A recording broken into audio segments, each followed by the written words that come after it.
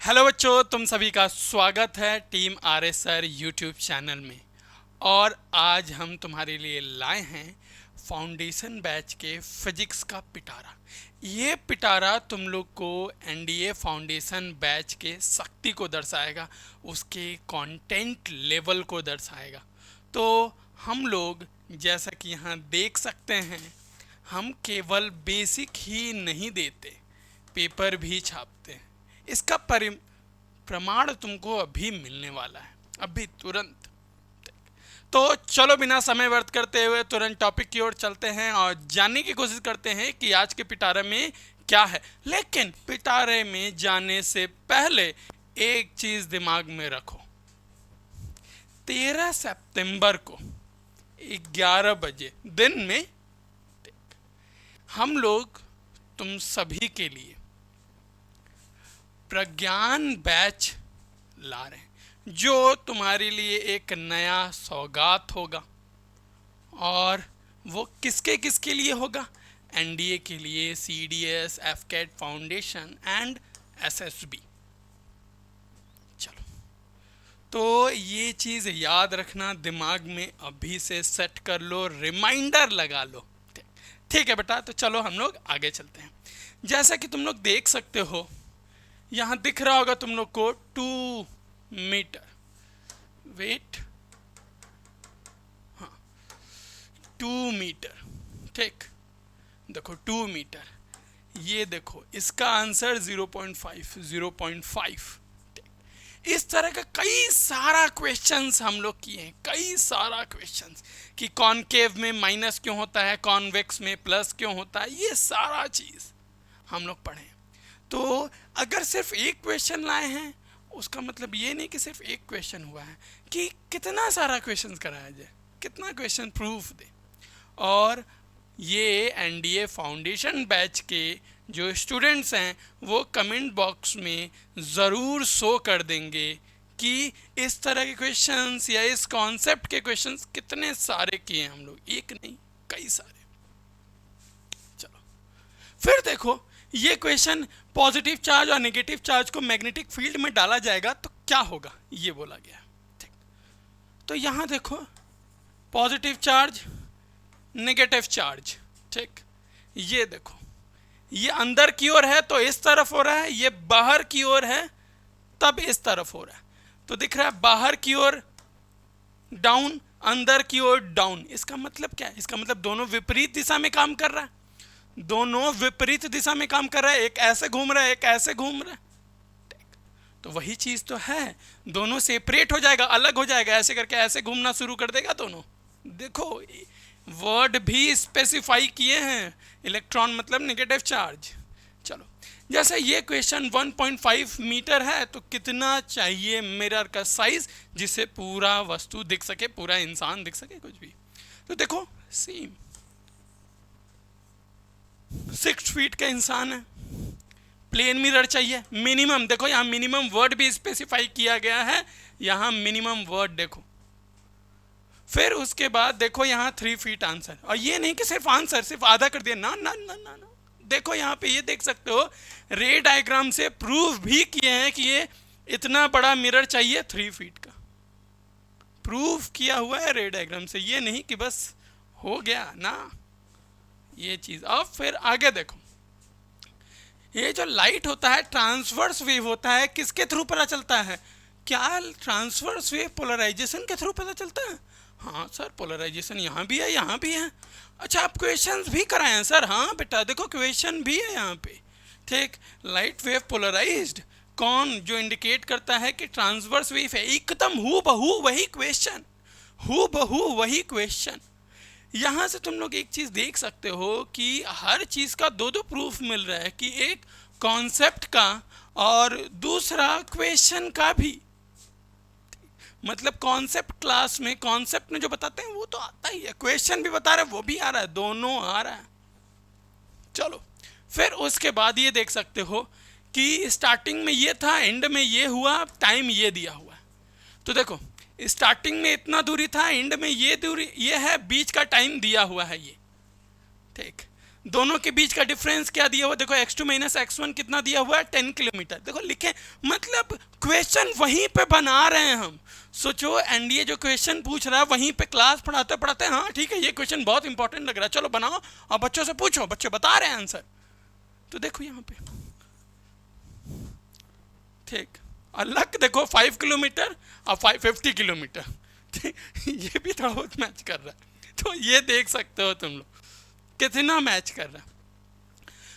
Are किस पे depend करता है, ये देखो रो, ठीक, और रो किस पे डिपेंड करता है, टेम्परेचर पे। थ्योरी में, कॉन्सेप्ट क्लास में, क्वेश्चन क्लास में देखो स्पेसिफिक रेजिस्टेंस टेम्परेचर पे डिपेंड कर रहा है। फिर इस तरह का क्वेश्चन 4 से 5 कराए थे।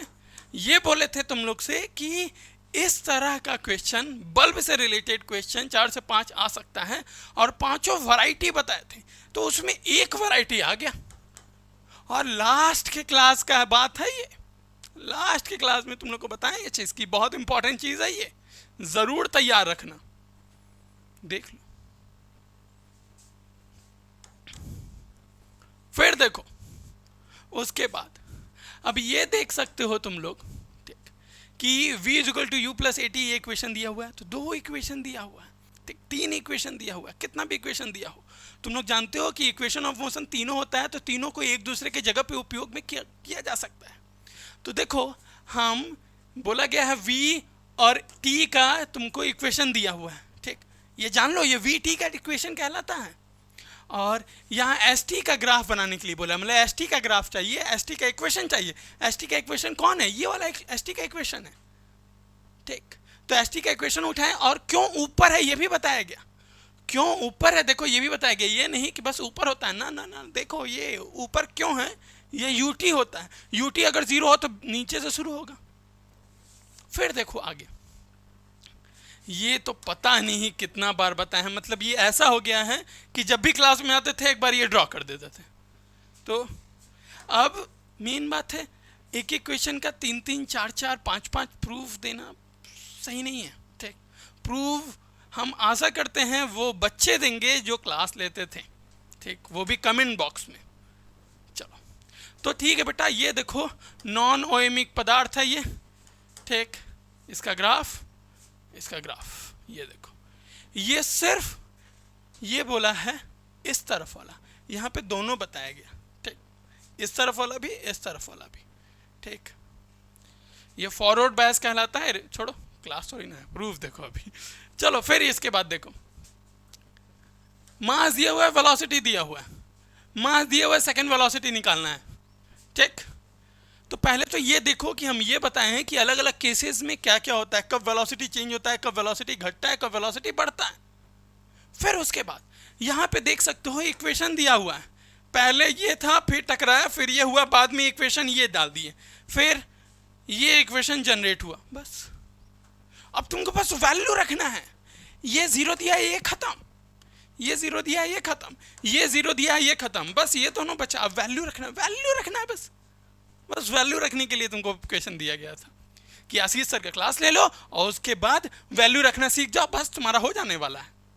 तो देख लो, फिर उसके बाद ये देखो, जनरली ज़्यादातर जो बच्चे हैं वो कंफ्यूज रहते हैं, वो सोचते हैं बॉइलिंग पॉइंट जो होता है वो टेम्परेचर पे डिपेंड करता है, ना कि प्रेशर पे। लेकिन देखो देखो देखो, यहाँ पे ध्यान से देखना बेटा, बॉइलिंग पॉइंट, वेपराइजेशन, ये टेम्परेचर पे डिपेंड नहीं करता है। दिख रहा है क्रॉस, क्रॉस दिख रहा है,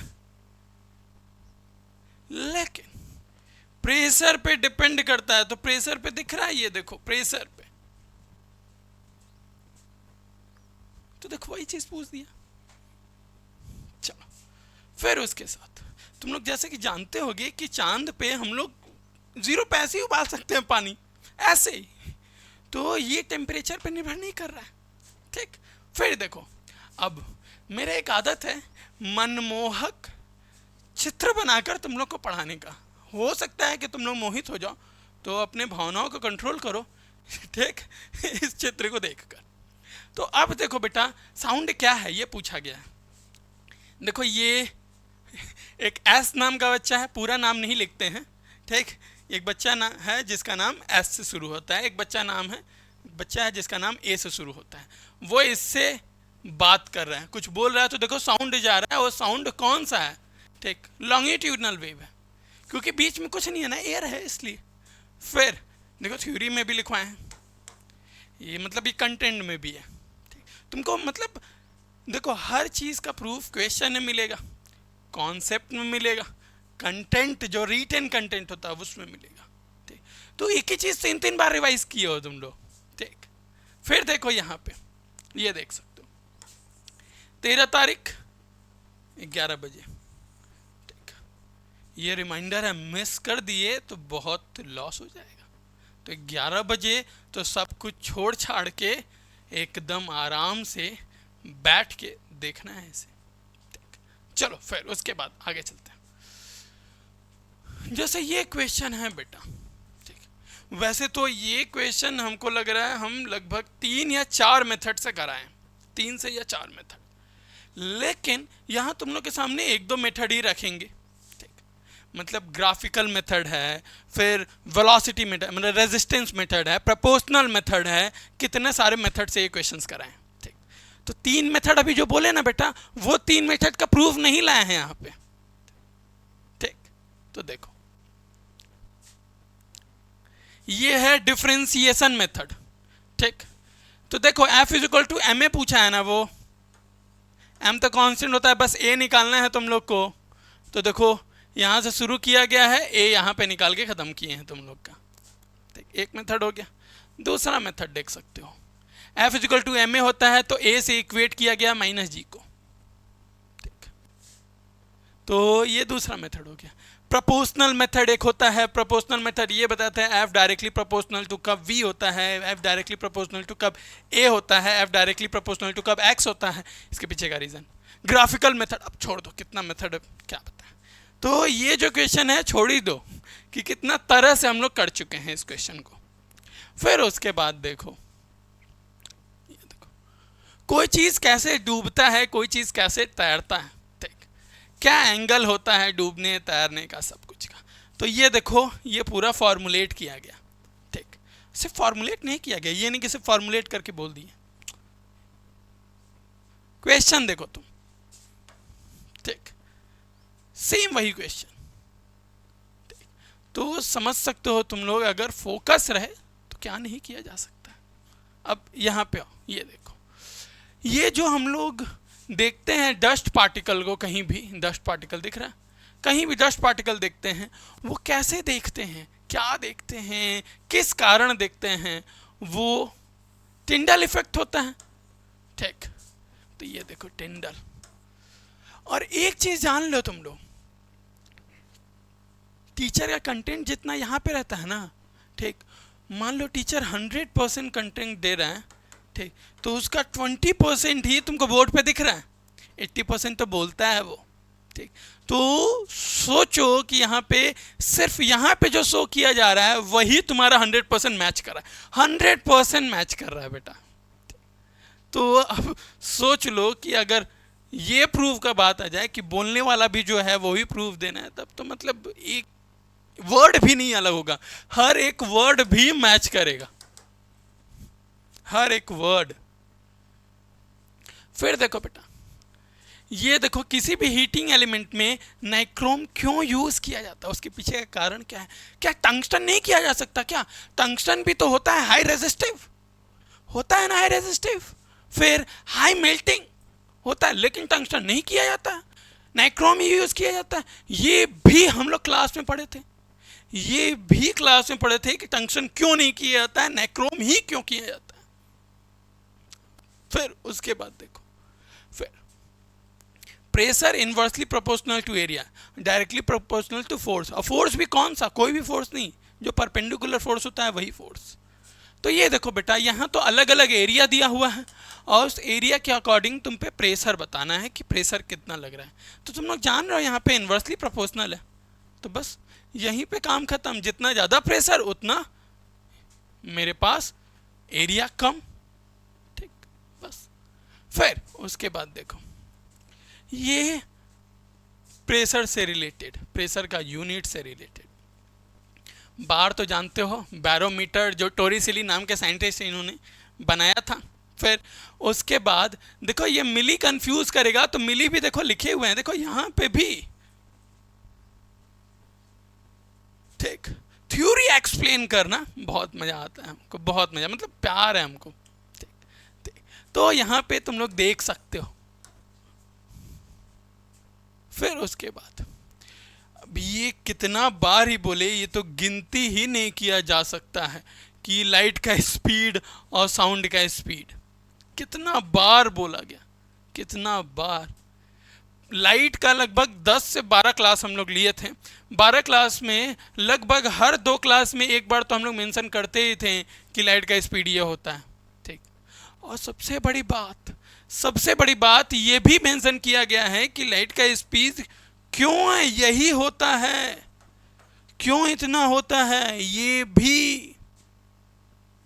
चलो अब देखो 13 तारीख को 11 बजे आना है ज़रूर, कि जो बच्चा इस बार में या तो अटेंड नहीं किया या तो किसी कारणवश नहीं दे पाया, क्योंकि हमको पता है कि हम लोग से जो क्लास लिए हैं उनका तो बेड़ा पार, ठीक।